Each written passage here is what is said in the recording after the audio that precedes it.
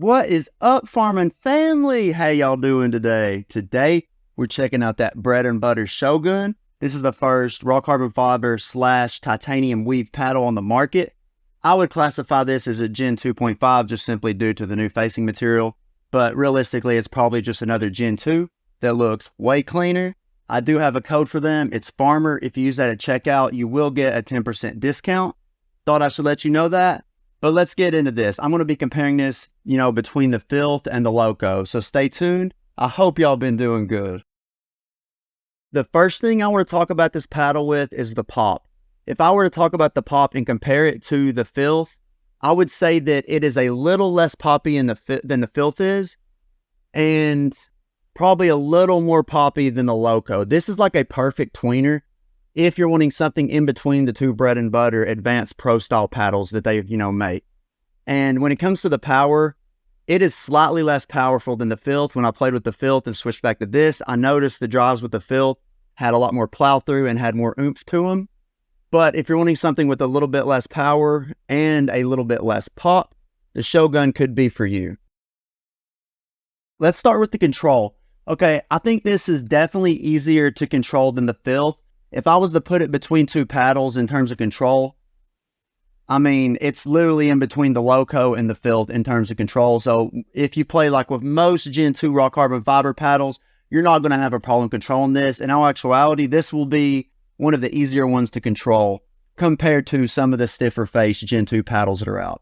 Way easier to control compared to the Gen 3 Yolas and the new Vatic Oni and the Gearbox PPE. Like, there's no question in that. So when it comes to the spin, it got right in the middle of the pack compared to all the other paddles that I've tested out.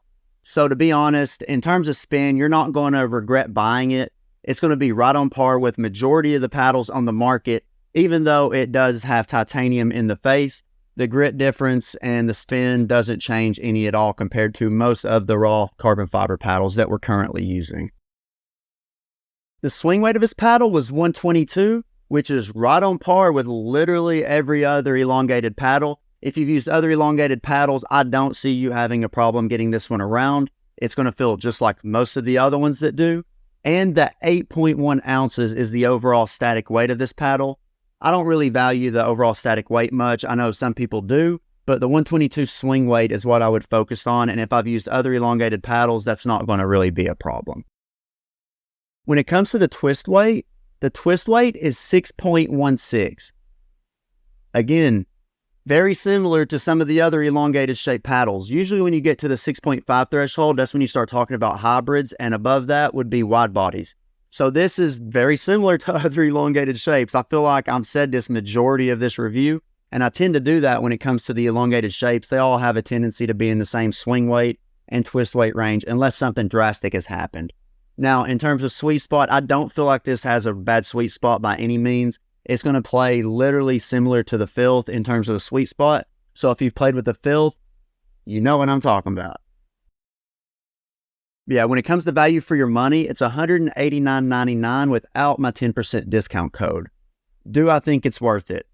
Yes, I do. It is a titanium / carbon fiber weave. It looks amazing. It plays softer and has less power than the Filth. So if you're wanting something a little toned down from the Filth, this could be, it for you. And it is clearly one of the best looking paddles in pickleball. Bread and butter always goes above and beyond when it comes to the designs, and they did not disappoint with this one. Do I think it's worth it? I definitely do, but it's for a specific style player, one who favors more control versus power and pop. Because I feel like this is more all-court leaning towards control compared to the pop power aspect of it. But yeah, till next time, stay safe, have a good day, drink plenty of water, peace.